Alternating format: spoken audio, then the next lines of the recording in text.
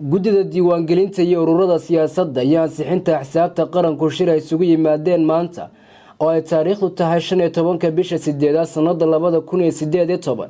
Gudidu markii aragtay warqadda ujeedadeedu tahay soo gudbin dacwad ku saabsan xilka qaadis iyo xubin ka saarid xisbiga wadani ee ku taariikhaysnaa 30 bisha 4 sanada 2018 soona gudbiyeen dacwadda xubnaha hoos ku qoran oo kala ah Maxamed Cabdullaahi Urcade xogayaha guud ee xisbiga wadani Abi Bakar Sheekh Xuseen Meecaad gudoomiye ku-xigeenka koobaad ee xisbiga wadani Professor Faarax Cilmi Geedoole xubin gudida fulinta golaha dhexe xisbiga wadani Cismaan Ibraahim Warsame xubin golaha dhexe xisbiga wadani Xamse Xasan Cabdiraxmaan xubin golaha dhexe ahna xogaye ku-xigeenka amniga ee xisbiga wadani isla markaana ay hubisay gudidu warqadda wakiilashada garyaqaanada ee ku lifaaqan dacwadaasi. Gudidu markay aragtay warqadda jawaab celinta ee ku taariikhaysan 6 bisha 6 sanada 2018 ujeedadeeduna tahay jawaab celin.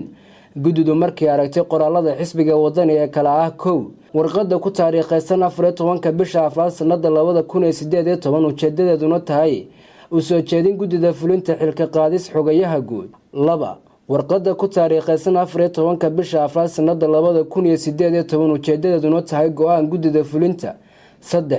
warqadda ku taariikhaysan 23 bisha 4 sanada 2018 ujeedadeeduna tahay go'aan anshax marineed ee gudida anshaxa xisbiga wadani. 4 warqadda ku taariikhaysan 23 bisha 4 sanada 2018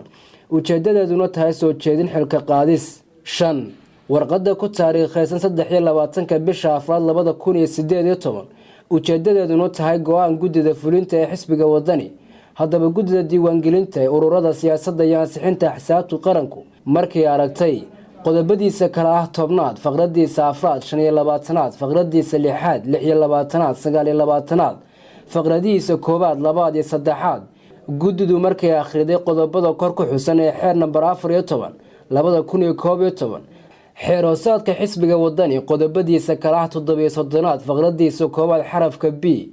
iyo farqada 2aad 43aad faqradiisa kala ah 1aad 2aad iyo 3aad gudidu waxay soo saartay go'aankani hoos ku qoran. 1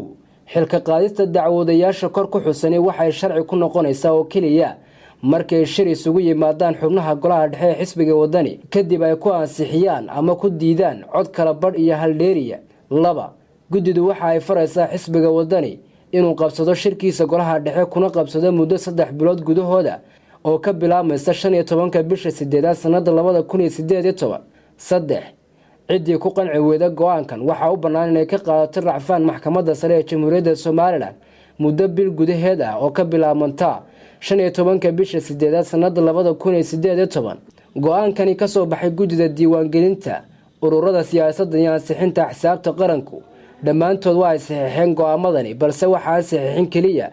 afayeenka gudidaasi Fahad